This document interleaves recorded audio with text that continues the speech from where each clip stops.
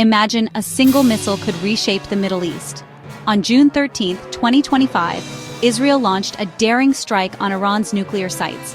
In return, Iran fired hundreds of missiles and drones.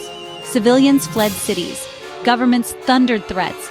Now two ancient rivals are racing toward a brutal showdown, and the world is holding its breath. Nuclear tensions. Iran has enriched uranium up to 60%, inching toward weapons-grade levels. Israel, believed to have ambiguous nuclear weapons, sees this as an existential threat. Collapse of diplomacy. The 2015 nuclear deal, JCPOA, collapsed after the U.S. withdrew in 2018. Iran resumed enrichment. Israel began preparing preemptive plans. Power shifts and political will. With Syria's Assad weakened and proxies like Hezbollah and Hamas weakened in recent conflicts, Israel sensed an operational window. Prime Minister Netanyahu seized it, backed by U.S. coordination. June 13th, Israel hit 100-plus targets, nuclear facilities, missile depots, IRGC bases, even killing Iranian scientists.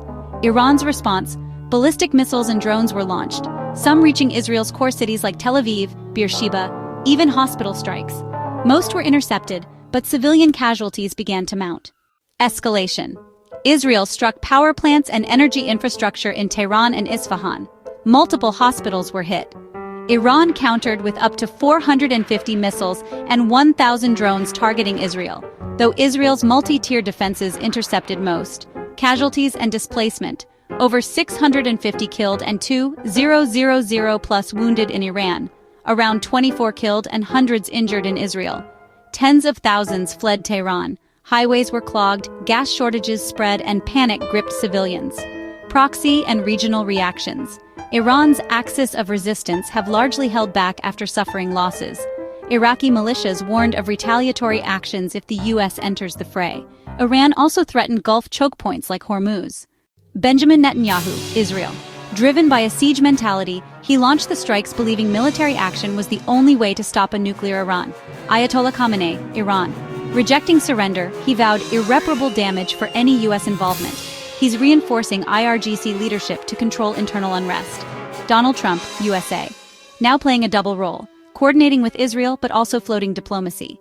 He's considering U.S. military support, but also delaying a decision on engaging directly. Nuclear brinkmanship. Israel hopes to delay Iran's program by 1-2 years, but Iran might respond by accelerating breakout efforts. Civilian impact and humanitarian cost. Infrastructure, hospitals, cities are damaged. UN and ICRC warn of looming crisis. Global shockwaves. Energy markets wobble. Iran has threatened the Strait of Hormuz, risking global oil supply, impacting countries like India. Europe braces. UK deploying jets. G7 urges de-escalation. Prolonged conflict. Analysts warn Netanyahu's gamble may spark a prolonged war, with deeper geopolitical consequences. Summarize possible future scenarios. U.S. intervention tipping the balance. Diplomatic window. Iran's proposals in Oman and Geneva hint at negotiation. Stalled stalemate, mutually assured risk could force a ceasefire or spin into a protracted proxy war. The next few days may decide if this is a brief blaze or the fire that engulfs an entire region.